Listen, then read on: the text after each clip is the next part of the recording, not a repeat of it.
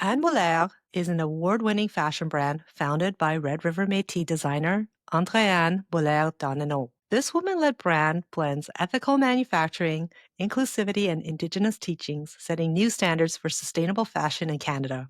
Rooted in Winnipeg, Manitoba, Anne started 20 years ago in her parents' basement. Her collections celebrate Métis heritage through vibrant designs, eco-friendly practices, and empowering Indigenous communities. Innovative practices have cut the brand's carbon footprint by 30%, reduced 15,000 pounds of textile waste, and lowered emissions equal to 143,200 kilometers of driving. In 2024, Anne Mulaire received the Sustainable Business Award from the Red River Métis Excellence Awards, nomination from the Canadian Arts and Fashion Awards, and Clean 50 Award in 2025. As Canada's first Indigenous-owned B Corp certified apparel manufacturer, Anne Mulaire champions integrity, transparency, and sustainability. Welcome, Anne. It's so nice to have you here today. Thanks for joining me on the podcast. Oh, you're so welcome. Thank you for the invite. My pleasure. You have such an incredible and inspiring story, having established a name in the Canadian fashion industry.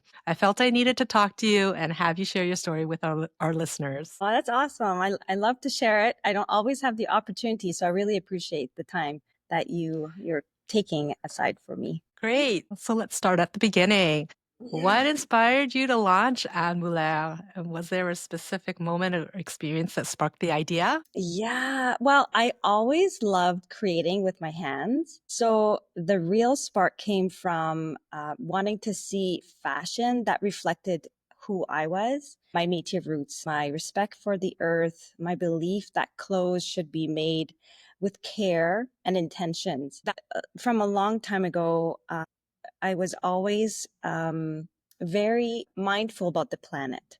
And that's how the values that my parents instilled in me. So when I was in school in Montreal, when I was doing my fashion school, I was always using natural fibers. The moment that my aha moment, when we talk about those moments, it's when I was doing my last year exam and we had to create a couture dress. And I really wanted to do something in the natural fibers. So I decided to do a dress in hemp. And I was adamant to create a dress that was red carpet because the feedback I had received from when I mentioned that to my teachers, they said, well, don't be surprised if it does not end up on the runway.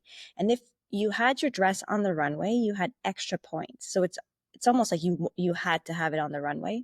And so I thought, okay, I'm going to prove them wrong because obviously they don't know the capacity of what natural can look like. So I really worked hard on hemp silk, hemp jacquard, hemp lace. I looked everywhere and I had sourced some fabric in the US and I had paid everything with my own cents and dollars. And I made this beautiful dress all in hemp. And they were so surprised and they could not believe that it was a natural fiber. And I felt like, am I educating you about this today? So that's where I really felt I had a space in the fashion industry. The fact that, first of all, people didn't believe in me or in the fact that I could create something for the runway in eco fabrics, and also the education about fashion. Runway fashion shouldn't be disposable. It should be something that you're taking from the earth and you got to give it back to the earth somehow. So what's that cycle?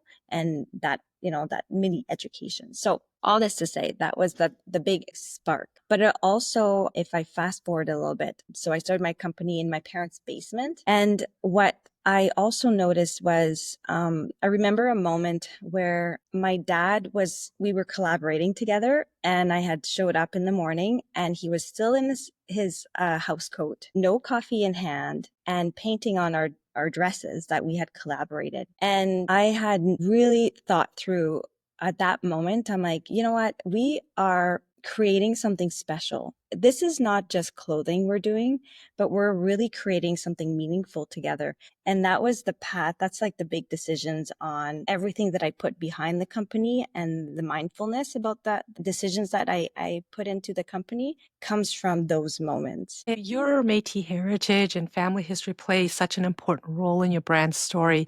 Can you tell us more about your cultural background and how it shaped the brand's identity? Mm-hmm. Yeah, so my Métis heritage, it's at the heart of everything we do. Growing up, I was surrounded with stories, beadwork, florals, traditions that hold really big history and resilience.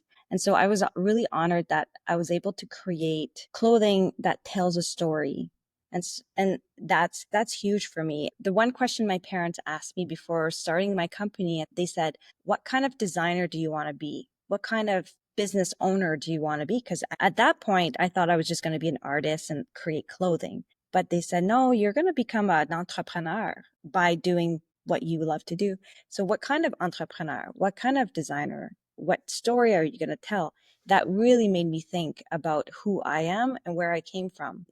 The rest is so I was very proud to use my story and to tell a story through craftsmanship and every way that I could through my clothing. And I find Mm. you can see, you look at the clothing, and I personally, I see roots. You see the rooted, the value rooted in them. And I'm hoping to pass that down to generations with respect, sustainability, and community. Yeah, absolutely. I could really see that heritage woven into your designs. Just like such beautiful, like wearable art, I guess, if I could Yeah. call it that. And where do you get the art, and the designs that you put on your clothing from? So that's with my dad. So this is where I think it's so special because we've been collaborating for 20 years. And I do find is the one of the most special things. He was an art teacher before. So to see him going back to his first love of art, I remember when he was a kid, all his brothers, sisters would be on the farm, working on the farm. And his dad had my grandpa had asked him to be in the kitchen and to paint the house, the homestead. And so he was loving, he's like, I didn't have to be on the farm, but I was painting the homestead. And his dad's like, you are an artist. And I could just feel him, when he was a kid, and just that fierté, like that proudness. And so when I started my company, he was also retiring. So we started just the fact that I said I wanted to keep my story alive and just share the Indigenous people history of Canada, because I find fashion and history go hand in hand. It's very important. So that's what he started doing paintings. And we would say, yeah, on this dress, it would be amazing to have what's a healing plant that we use, and northern willow. And let's tell the story of that. Okay. And then for leggings, how about what can we draw? And we would do these beautiful collaboration. And to today, all the art is made by him. And sometimes we do other collaborations with other artists, which is really nice. That's super special too. So Oh, that's that's so definitely wonderful. call it a family affair. Yeah, it definitely is. That's really nice. I was thinking about that today too, because I find it special also because it's his legacy continuing, his education, his storytelling, his stories. And I find every time we talk about something like a new launch or a new design, there's so much depth and wisdom that I gather from that. And that print, they never go away. They're so classic. They're so timeless that it gives so much hope, and just also strength, and just so much love to other people buying it. They feel it. I find it's so beautiful. That's the authenticity of craftsmanship, of good quality products, or, something that has good values. And so when you started the brand, the early days, what gap did you see in the fashion industry that you felt compelled to fill? Well, this is no surprise, but we know fast fashion is everywhere, and it's disconnected from the land. Like, we know that from the maker, from the story. So I wanted to slow it down. I knew it was going to be a huge undertaking, because a small fish in the big pond, you think about that. But I saw we needed more ethical, inclusive, and cultural conscious fashion made clothing that's made here in Canada. That was the biggest thing. Yeah, not just, clothing that looks good, but do good. And that customers, when you think about it, they invest a lot of their hard money. It's like everybody that makes money, they work hard for their money, and they invest. When they buy thing, you invest in the companies. That's the way I think of purchasing, consommation. I think of that every time I put in my dollars in something. Do I support their value? My investment, where is that going to go? So I wanted to bring that back, and just to make sure that there could be a fashion company that would respond to a lot of what the fast fashion can't, and to show it's possible in Canada. Yeah, and that's really what I love about you and your brand and having that longevity to be in business for as long as you have, showing that you can be sustainable and be purpose driven, lead with your values and not just, that there's only fast fashion as the option out there, right? Yeah. Yeah. And so sustainability is at the core of your brand. How did you define what sustainability would look like for Anne Mulaire from the start? Okay, so it's not easy. It's not always easy. But for me, it came down to relationships and a responsibility. So I stay grounded by listening to my community. That's number one. And collaborating with other Indigenous artists or elders, and always checking in with myself. I think that's super important. What aligns, what doesn't align with my values, making decisions. I've had to do a lot of tough decisions throughout my 20 years in business. And it's not always, like they say, it's not the easy decision is the right decision. And so that has always been very important for me to always make sure I do my due diligence. And at the end of the day, do I still want to wake up in the morning and face myself and say, I made the right decision because that's what I believe in? But yeah, it's always about, growth is important. So we always have to do it. But integrity is a non-negotiable for a lot of what I do. I love that. And you say a lot of that on your website Mm. as well, that you list a lot of those values to your brand. So I guess just to take it one step further in terms of how your designs are beautifully blend together Indigenous culture, eco consciousness, and modern fashion. How do you stay true to your values while ensuring cultural authenticity and respect as the business grows? Well, there's one thing so we have a really nice collection in our brand. It's called the Heritage Collection. And those are pieces that we make small amounts of, because I believe that scaling, like something special, can't be scaled. So when you think about scaling, you see as soon as a company scales, they lose their authenticity, they lose their integrity. But for us, it's always been important that, we need growth, we want to grow, but what pieces are growing and which one are staying authentic. And absolutely, it's hard with the capital and things like that. But I think at the end, it's just, working from my parents' basement and doing everything myself, I was able to really analyze and just understand every step of a company. And even today, I find I'm in the part where I learned a lot of the business side. And that's where you have to be careful, because you will be told so many different directions to go in, but you have to be rooted so strong in the beginning where you're proud to be, for those decisions not to weigh you on one side or the other, kind of thing. I don't know if I'm making kind of sense. Yeah, it does. Just to ask you another question is, do you have any mentors or teachers that have helped you along this way, along your journey? Yeah, I think it's always important to try to surround yourself with the right people that carries us the same values. So of course I've had my family. I have an older brother that also is an entrepreneur, and he's been very supportive in being honest with his mistakes for me not to make the same mistakes. And I really appreciate that. That's vulnerable. Appreciate that.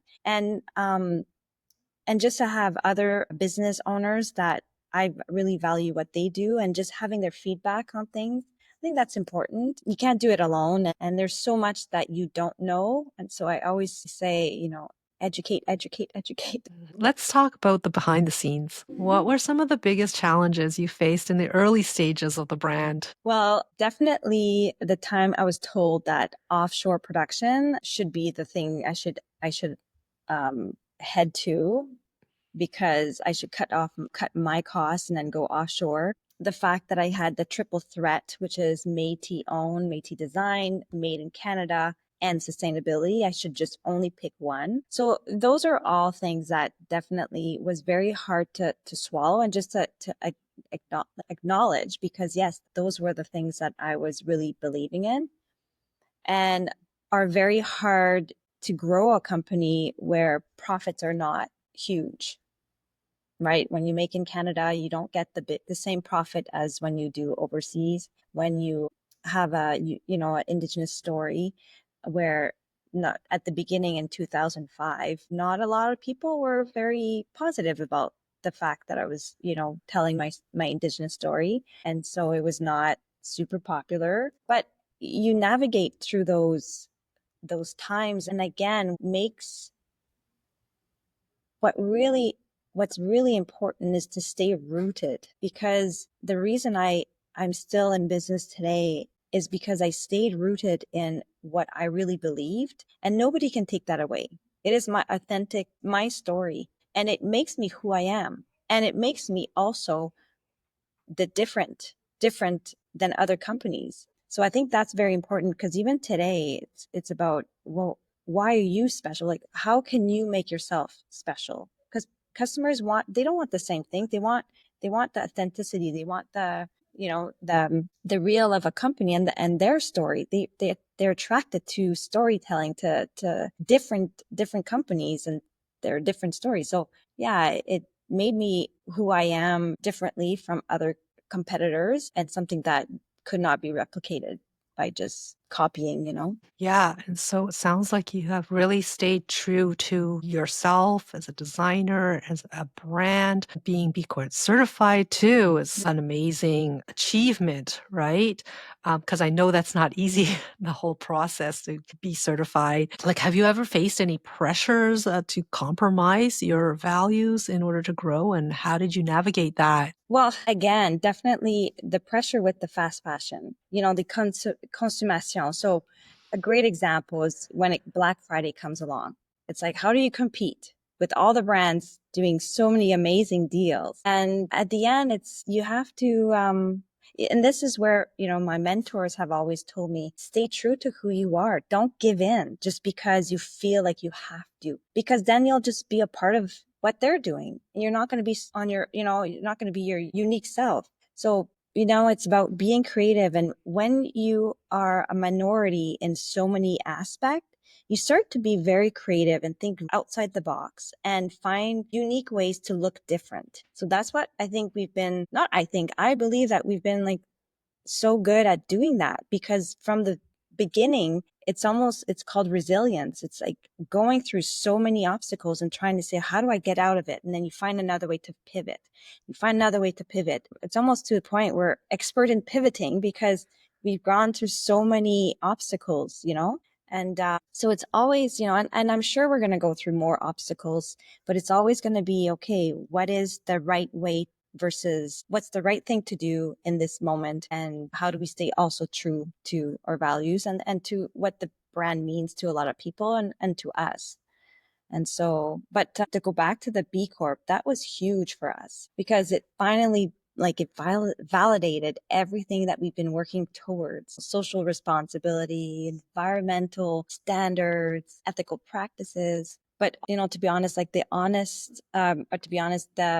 the biggest moments that I have that it's been more personal for me, it was seeing customers wear our clothing to like family gatherings and to share what it means to them to connect with their culture. Like, I think sometimes having these stamps or, awards, those are great because it's almost a social proof. But at the end of the day, it's really seeing the amount of customers you build and the community you build wearing what you're making. For anybody that's an artist, seeing your products sold in a house or seeing somebody wearing your jewelry, it is the most proud moment that you can imagine. And I think that's what the effect is on a small company versus a huge brand, because you don't have that person that gets affected right away. I love that. And I think that leads right into my next question, which is, how important has your local community been in supporting the brand from Winnipeg and to the broader Canadian fashion scene? Also important. It makes or break your brand, your business, if you don't have support from your community. Word of mouth. I always say word of mouth is the best marketing tactic because they believe people take their loved ones seriously versus if we could put so much money in marketing, but it wouldn't do the same effect as the word of mouth or having a friend saying to a friend. And also the support of the French community, the Métis community, it makes a huge difference. I'll tell you a story. So after school, I graduated in Montreal for fashion. Then I decided to go to Toronto because I thought, oh, I'm going to get a job in Toronto. That's where it should be. But then I had a meeting with Michael Silver from Silver Jeans in Winnipeg. And he said, come back to Winnipeg. Your community will support you. You'll be able to open your store or your boutique or whatever you want to. You need that support. And he was not wrong. Like, it's exactly what I did. I packed up my stuff. I came back to Winnipeg and I started my company. And I've had the immense support from everybody since then. And I couldn't have done it alone. So I always say my success is the people that support me, my community, my customers that's been with me for 20 years. I've had customers with me for 20 years, it's Amazing. amazing. Yeah. Yes, that is amazing. And I'm actually quite impressed of there are quite a few apparel companies in Winnipeg, right? It's like you mentioned Silver Jeans, but is Canada Goose based there? Yeah, they have that's where the old Yeah. Silver Jeans, where they used to manufacture, now they have some of that manufacture. They do, right? Yeah. And they have their factory Yeah. there, Yeah. amongst others. So that's great. I mean, it's really great to hear, that you're able to build a clothing brand and a successful clothing brand out of, your hometown.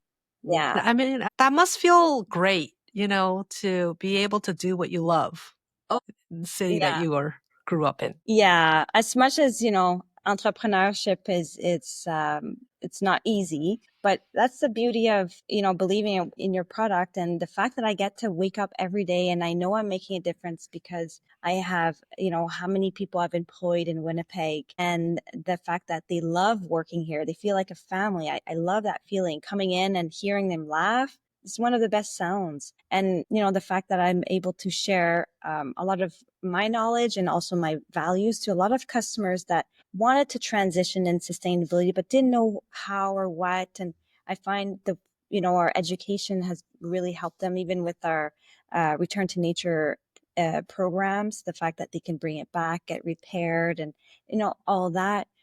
It, I hear more and more, oh, this is my first piece and I'm so excited to keep on just growing slowly. And those are just, music to my ears when I hear that we're creating impact.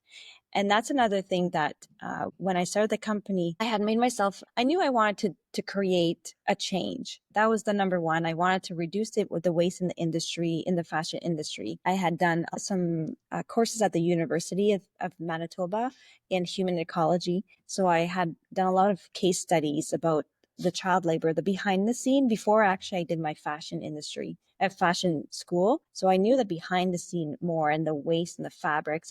And so I already knew that we were using it was going beyond. And so when I started a company, it was really to reduce the waste, but also to create fashion in a way more ethically and sustainable way. But but to see customers seeing our company and then wanting to follow and transition into that slow fashion, that sustainable movement, that's our impact. And I said, yeah, maybe I don't make a lot of money in my pocket. I'm not a big profit person, but that's not my goal. My goal is to be a CEO that creates impact versus a CEO that creates profit. Can you speak a little bit about your initiatives on like how you divert textile waste, how you are reducing carbon emissions and Oh, I could go that? out. I could go for days because I love talking about that. But so in 2021, we did a really full audit of our whole supply chain. And it's really cool because you can go on our site, and when you're looking at different products, you can see how much carbon emission you're saving from that product, water, energy saving. So it gives you real time of the positive impact of that product. So that's one thing. But we also launched a whole return to nature program, which it's the holistic approach to reducing waste in our own company. Because again, on a side note, I always say every company should be responsible for their own waste. So whatever waste you create, if it's energy, if it's tangible or whatever, you should be responsible for your own waste. So for us, it was important to look at a holistic approach and see how customers can participate as well. So our Return to Nature program is based of 6 programs. Number 1, it's repair, where you can bring back any clothing that you have and we will repair it. We also have a 90-day guarantee, so we repair for free. And then second is the resale program where, okay, you've worn your piece or you have older piece, you bring it back, and then it's a take back program basically. And then we have our revive and / zero waste collection program where we will upcycle and reuse waste from our post production. So the season before production remnants, when we've done our big cuts, we have like bags. So we'll do a collection twice a year. It's called the zero waste collection. And we reuse those. And that's a fun, creative, one of a kind collection. And then we have 3 more programs, but that's more on the back end of, because doing these programs, in order to have it fully circular, there's some research and development that needs to be done. So we have the 4th is the down cycle. So that's where we have remnants, but we can't do anything with that. But we do donate to any community engagement or community areas. We just had a company come in, a nonprofit, and they were filling out punching bags, and they came in and grabbed 4 bags, and they're filling those up, and then these are for community activities this summer.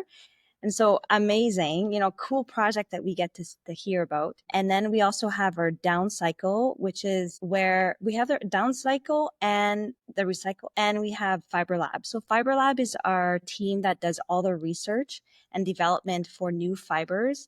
That's where we did a collaboration with University of Manitoba, and we looked at the biodegradable ability of our fabrics and how do we move the next phase to finding biodegradable fabrics. So they're doing the research and development of all that. And our biocycle and recycling program is where we launched that last fall, and we're going to continue this fall, where we used 10,000 pounds of our waste and we recycled it in these socks. We did socks for the first time because it's universal, but that was the one, our goal is to create clothing, so we don't have fabric, so we don't want to be buying virgin fabric all the time, but ideally would be to recycle your own waste into fabric, so then you can just keep recycling, so it becomes a full loop all the time. And at the end of the day, you can't do that forever, but if you can keep things in the loop a bit longer, and this is great for any customers hearing this, you keep your shirt, you wear your shirt longer, maybe 2 or 3 months longer, it takes away so many carbon emission and also water from the landfill. And that's the key of keeping things off the landfill and to be sustainable. It's to wear things longer. And so keeping into the loop, that's the key of sustainability. So do you actually consider all that at the very beginning of the design process then? You're probably considering the end of life? Yes. Product life too? Yeah, that's a great question, because a lot of people, they don't know, but when we design our collection, we always design with the end life first, and then we move forward we move to the design. A lot of the times, people are looking at a fabric and they like, ooh, that's pretty. Okay, I'm going to design. And then they go to the end life. But then that fabric might not be compostable, or it could be 100% plastic, which will take 200 plus years to decompose. It could have synthetics, or it could have zippers or buttons, which is totally fine. But for us, the way I design is I always think, okay, well, if anybody had to repair this, how would I repair this? Okay, I need to make sure that it's repairable, because that goes into my loop. I need to make sure that the fabric is as natural as possible, because at the end life, it will go to this space. this place here? And so those are the questions that I ask myself. And then Mm. a very good example is we do a lot of leggings. So the leggings are one of our best sellers. And I was contemplating on getting a flat stitch, which is the stitch that kind of goes like this, and it's a flat stitch that you see a lot of on big brands leggings. The only thing with these stitches is that you can't repair it. It's a very hard way to repair, so when it breaks. So this is a decision that I had to make. Okay, well, I can't have what everybody else has, but I'll go with my serger because I know I can repair it. And we've repaired over 800 leggings over the Wow. years. And that's like leggings that would have been tossed in the landfill and just discarded. But these are leggings that are still in the loop. And so that for me, those are decisions that I make that a lot of customers or people don't even know. It's like, oh yeah, I guess so. Yeah, totally get what you're saying. It's the flat lock machine, Yeah, flats. Yeah. yeah, So I guess you would do the serge and cover stitch yeah. maybe So method, right? That would make it yeah, easier to for the yeah. at the repairing stage. Do you do all your production in-house? Yes, we do. We have just across my door right here. I have the whole manufacturer. So Oh, when that's you come to the convenient. shop, you get to see, everything being made. It's almost like the kitchen behind, or how do you call that? The open kitchen, open manufacturer. So yeah, I'll take a little video after and send it to you so you can have Yes, visual. please. Yes, I would love to be able to share that too, Hmm. with our listeners so they get a little bit more behind the scenes look at, your manufacturing process because that's not really a lot, people don't get to see that Yeah, part yeah, of the exactly. process, right? They usually see the product at the Hmm. end. They don't see all the things that happen in between. Well, we know when we're at a restaurant and we see the chef cooking, it's so special. It's like, oh, how is he doing that? Or well, that's cool. And I started doing little reels with my sewers and asking them what's the hardest part of different products. And it's so cool because I get to hear this too. I'm like, oh, I didn't know that was the hardest part of a blazer.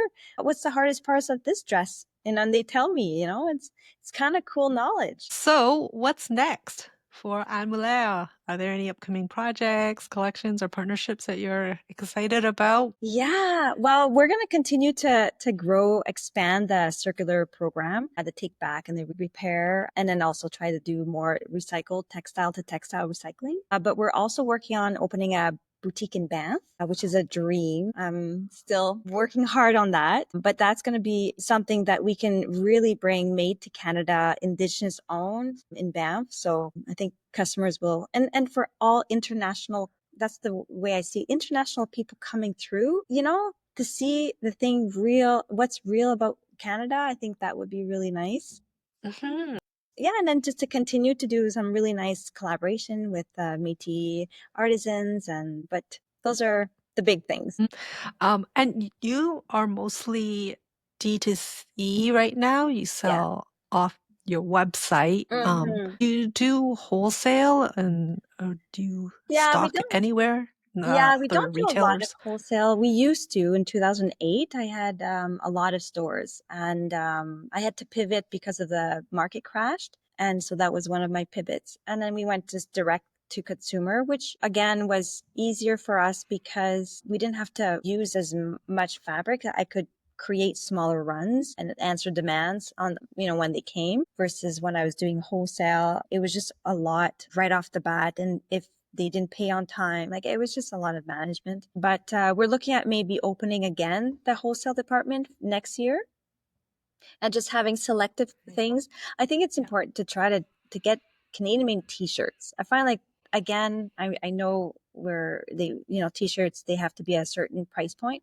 but there's something being said about Canadian t-shirt well made. I think we've had the experience of wearing crappy t-shirt enough that good quality t-shirt we're gonna start to want to embrace that and to want to invest in those, just Mhm. other pieces that we can offer.